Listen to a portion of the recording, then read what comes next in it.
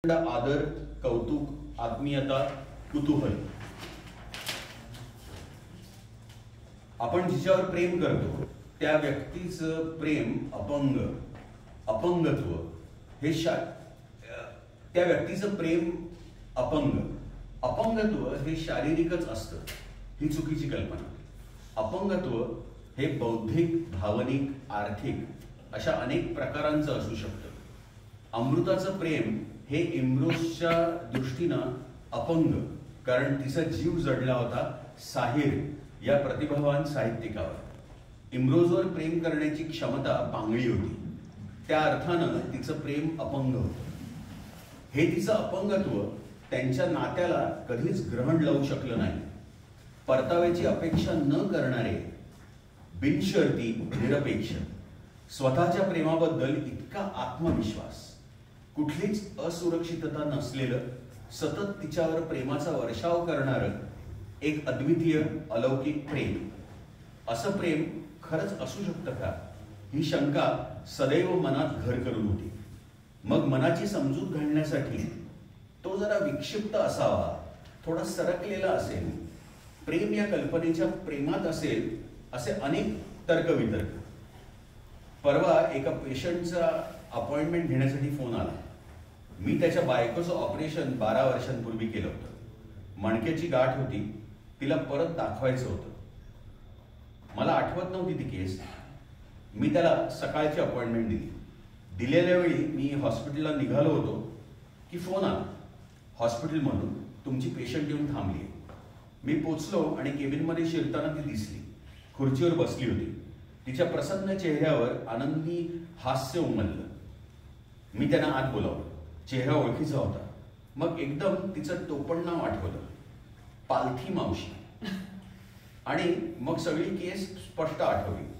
2007 सालातली केस, जेव्हा जेमतेम 15 वर्षांची होती. ती भावानं उचलून आणली होती तिला.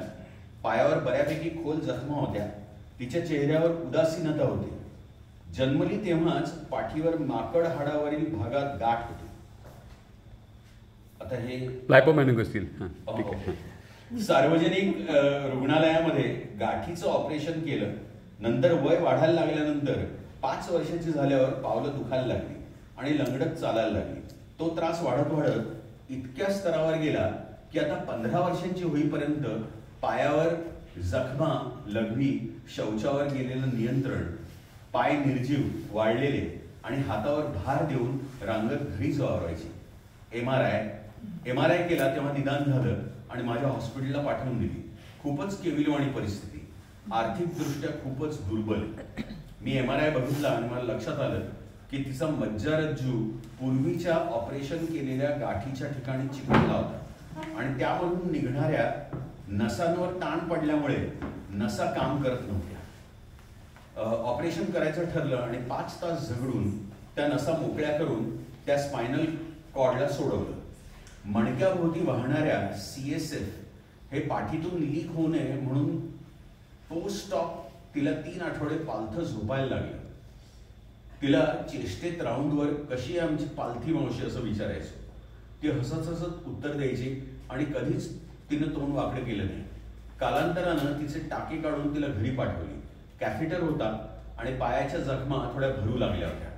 त्या दिवसानंतर थेट कालचा फोन आणि आज आमची तब्बल 5 वर्षांनी भेट. तिचा हसरा चेहरा आणि सोबत एक धडधाकट 30 वर्षांचा तरुण, तिचा नवरा. त्यानंच फोन केला होता. मी विचारल्यावर तिनं लाजत लाजत सांगितलं, सर आमचं लव्ह मॅरेज आहे. 2.5 वर्ष झाली लग्नाला. आता मी आधार घेऊन चालू शकते, घरची सगळी कामं व्यवस्थित करू शकते. सर तुम्ही मला नवीन आयुष्य दिलंय, मी स्वतः उभी राहू शकते. त्यांचं एकमेकांवरचं प्रेम त्यांच्या आविर्भावातून स्पष्ट व्यक्त होत गेलं. मी त्याला माझ्या मनातला स्वाभाविक पुढचा प्रश्न विचारणार इतक्यात स्वतःला सावरलं. हा धडधाकट देखणा तरुणावान युवक, त्याचं प्रेम हे तिच्या व्यक्तिमत्वावर, तिच्या गुणांवर, तिच्या आत्मिक सौंदर्यावर, तिचं व्यंग त्याच्या नात्याच्या आड येत नव्हतं. हा आधुनिक इम्रोज, त्याच्या प्रेमात कुठेच दयेची, उपकाराची छटा नव्हती.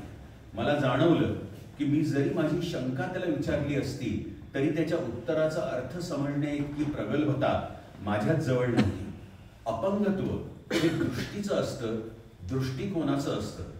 इम्रोसचं प्रेम मला कधीच का उमगलं नाही याचं कारण माझं प्रेम या संकल्पनेचं व्यंग. मी फक्त त्याच्या पाठीवरून कौतुकाचा हात फिरवला, त्याच्या वैद्यकीय शंकांचं निरसन केलं आणि भरल्या डोळ्यांनी आणि अंतःकरणानं त्याला निरोप देऊन गाडीत बसलो. वा,